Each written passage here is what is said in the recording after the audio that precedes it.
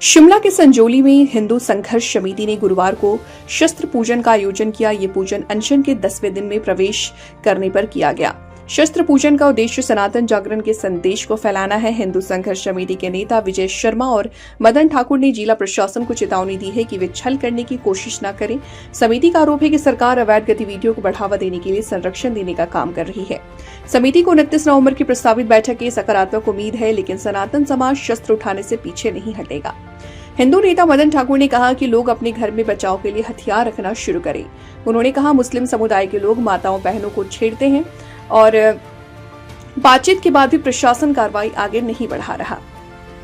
मदन ठाकुर ने कहा कि 29 नवंबर की बैठक में अगर सकारात्मक परिणाम नहीं मिले तो आंदोलन और भी ज्यादा तेज होगा। उन्होंने कहा, हिंदू समाज कोर्ट के आदेशों को लागू करने की मांग कर रहा है। इस समय मौजूद है संजौली में। बताना चाहेंगे जिस तरीके से देवभूमि संघर्ष यहाँ पिछले 2 सप्ताह से लगातार यहाँ पर धरना प्रदर्शन करे। पहले आमरण अनशन था, अब जो क्रमिक अनशन यानी कि ये 30 तक कर रहे हैं। बताना चाहेंगे जिस तरीके से इनकी 3 मुख्य मांगी थी, जिसमें जो 6 लोगों के खिलाफ जो झूठी FIR की है उन्हें वापस लिया जाए, जो कि प्रशासन ने वापस ले लिए। इसके अलावा जो मस्जिद की अवैध यानी कि पानी बिजली को काटा जाए, और साथ ही जो अवैध मस्जिद है, देखा जाए 2 बार निर्णय ऐसा हो चुका कि मस्जिद को तोड़ दिया जाए, लेकिन अभी तक क्यों नहीं टूटी। इसको लेकर कहीं ना तो कहीं जो देवभूमि संघर्ष समिति लगातार धरना प्रदर्शन कर रही है। 1 साल से अधिक का समय हो चुका है, सड़कों पर उतरी है। फिलहाल देखा जाए कल यानी कि शुक्रवार है, यदि मुस्लिम समुदाय यहाँ पर नमाज पढ़ने आते हैं तो देवभूमि संघर्ष का क्या प्रयास है। और आज जबकि इन्होंने शस्त्र पूजा की है, इनसे बातचीत करना चाहेंगे। इस समय हमारे बीच मौजूद है देवभूमि संघर्ष समिति के संयोजक विजय शर्मा जी। विजय शर्मा जी, आपका स्वागत है। जी, यदि कल शुक्रवार है और यदि नमाज पढ़ी जाती है, क्या आने वाले समय का आपका रणनीति रहेगी? देखिए, हमारी वैसे तो पूरा विश्वास है, प्रशासन ने वादा किया है कि नमाज नहीं होगी। जी, तो नमाज नहीं होगी। हम मुस्लिम पक्ष से भी हमने अपील की है कि आप विवेक का परिचय दीजिए, अवैध स्ट्रक्चर में नमाज ना पढ़े। वैसे भी इस्लाम में कोई जरूरी नहीं है कि किसी मस्जिद के अंदर ही नमाज पढ़ी जाए। अपने घरों में नमाज पढ़े, हमें कोई एतराज नहीं है, पर उस अवैध स्ट्रक्चर के अंदर नमाज नहीं होगी। कल की बात हमने प्रशासन और मुस्लिम पक्ष के हाथ में छोड़ी है कि आप प्रशासन से आग्रह है कि वादा खिलाफी ना करें। इस जो मुसलमान पक्ष है उनसे आग्रह है कि हिंदू भावनाओं को भड़काने का प्रयास ना करें। जी, कल की गेंद इन दोनों के पाले में है। परसों गेंद हमारे कोर्ट में होगी, फिर अपने हिसाब से जो सनातन समाज तय करेगा। आज इस शस्त्र पूजा के माध्यम से सांकेतिक शस्त्र पूजा थी, हमने बार बार कहा कि ये संकेत है। भगवान श्री कृष्ण ने कहा है कि धर्म की रक्षा के लिए शस्त्र उठाना आवश्यक है। तो हम धर्म रीति नीति को मानने वाले लोग हैं, हमें गीता पे विश्वास है। जब न्यायालय में भी गीता पे हाथ रख के कसम खाई जाती है तो उसी गीता में ये कहा है कि धर्म की रक्षा के लिए, अगर धर्म की हानि हो रही हो उसकी रक्षा के लिए शस्त्र उठाना जायज है। जी, तो हम नहीं चाहते कि सरकार प्रशासन उस स्थिति तक किसान आंदोलन को आने दे। सनातन समाज ने तो चूड़ियां नहीं पहनी है। 1 वर्ष से सरकार ने पूरा प्रयास किया इस आंदोलन को कुचलने का, पूरा प्रयास किया। इमरान प्रताप गली जी ने सुखू जी को दिल्ली बुलाकर जो घुट्टी पिलाई, उस घुट्टी का असर ये होने जा रहा था कि सरकार जो कोर्ट के ऑर्डर को सेट असाइड करके बिल लाके विधानसभा में इसको रेगुलाइज करने वाली। हमें सरकार की सारी मंशाओं का पता है, हमें सरकार की सारी मंशाओं का पता है, परंतु फिर भी हम बार बार आग्रह कर रहे हैं। हम कानून को मानने वाले लोग हैं। यह पुष्टिकरण की नीति बंद कीजिए। अब सनातन समाज जाग चुका है, अब सनातन समाज जाग चुका है। अब आप सनातन के धैर्य की परीक्षा मत लीजिए, सनातन के धैर्य की परीक्षा मत लीजिए। हम आपसे बार बार आग्रह कर रहे हैं कि जो आपने वादा किया है अपने वादे को कायम रहिएगा। विधानसभा का सत्र चल रहा है, ये नहीं हो सकता, वो नहीं हो सकता, ऐसे कोई भाव नहीं। अगर आपने अपने तर्कश में रखे तो भावों को आज ही बाहर निकालिए। विजय जी, देखा जा रहा है 29 को पुनः यानी कि संघर्ष समिति और प्रशासन के बीच बैठक होगी। अभी तक ये जो 1 साल से जो आश्वासन दिया जा रहा है, क्या आपको उम्मीद है कि इस बार जो सरकार है आपका पूरा जो मांगे थे उन्हें पूर्ण कर लेगी? देखिए, विश्वास पे दुनिया कायम है। प्रशासन ने हमें विश्वास दिलाया, हमने विश्वास किया।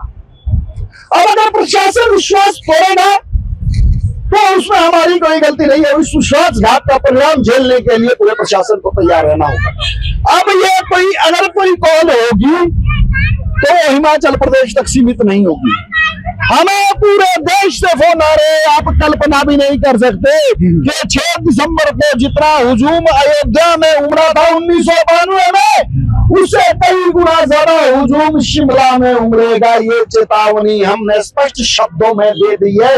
आप धैर्य की परीक्षा मत लीजिए।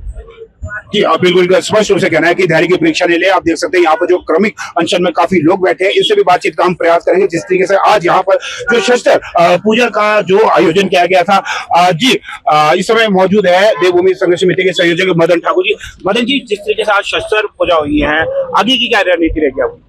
देखिए, सरकार ने जिस तरह सरकार के प्रशासनिक अधिकारी आके जिस प्रकार जैसे उन्होंने अनशन अमन अनशन को तोड़वाया, तो हम उनकी बातों पे यकीन करते हैं। प्रशासनिक अधिकारी की वो उन शब्दों पे यकीन किया कि उन्होंने कहा कि हम लोग ना तो मस्जिद में अवैध मस्जिद में नमाज होने देंगे, दूसरा जल्दी से जल्दी बिजली पानी काट के पूरी तरह से सील कर देंगे। आज भी हम उनके निर्णय के इंतजार में बैठे हैं।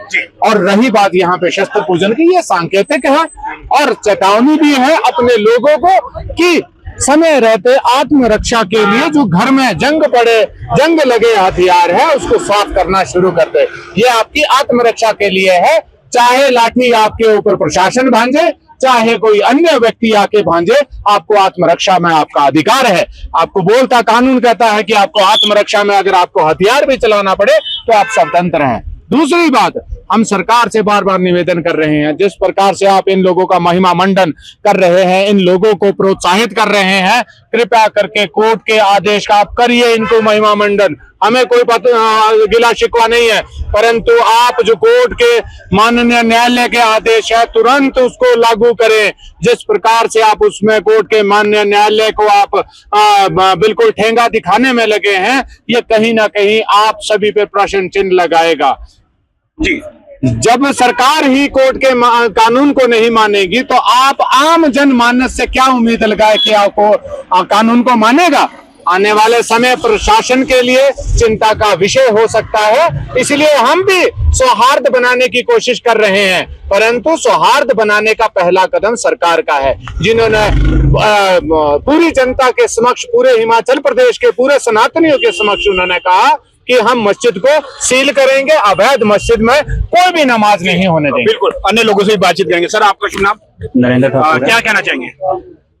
कुछ नहीं, मैं सरकार से कहना चाहता हूं कि जो कोर्ट के आदेश है उसको लागू करें और किसी भी मतलब इसमें ना रहे कि लोग जो है शांत बैठ चुके हैं, हम कुछ इस तरह का कदम उठाए। जैसे रेगुलराइज करने की बात इन्होंने कही थी कि वो करने जा रहे हैं या कुछ इस तरह का कुछ प्लान था, तो सरकार इस ख्याल में ना रहे कि हमारा सनातन सोया है। सनातन सोया नहीं, सनातन जाग रहा है। बिल्कुल, सनातन जागा हुआ है। आपका शुभ नाम और क्या कहना चाहेंगे? मुनीश, यही कि मस्जिद को जल्दी से जल्दी जो भी कोर्ट के ऑर्डर है उसके अकॉर्डिंग सील किया जाए, जल्दी से जल्दी बिजली पानी काटा जाए, और अगर कोई डेमोग्राफिक चेंज की कोई कोशिश है, चाहे वो प्रशासन की तरफ से है और चाहे कोई अन्य लोग कर रहे हैं, उस चेंज को कामयाब नहीं होने दिया जाएगा। सनातन समाज जागा। बिल्कुल, जिस तरीके से देखा जा रहा है, तमाम जो यहाँ पर लोग क्रमिक अनशन में बैठे हैं, इनकी एक ही मांग है कि जो अवैध मस्जिद है उसे जल्द से जल्द तोड़ा जाए और साथ ही जो बिजली पानी जो कनेक्शन है इसे भी प्रशासन जल्द से जल्द काटे। कामेश्वर शर्मा की रिपोर्ट, संजौली।